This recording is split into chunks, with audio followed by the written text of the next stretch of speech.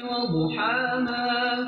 والقمر إذا تلاها والنهار إذا جلاها والليل إذا يغشاها والسماء وما بناها والأرض وما طحاها ونفس وما سواها فألهمها فجورها وتقواها قد أفلح من زكاها وقد خاب من دساها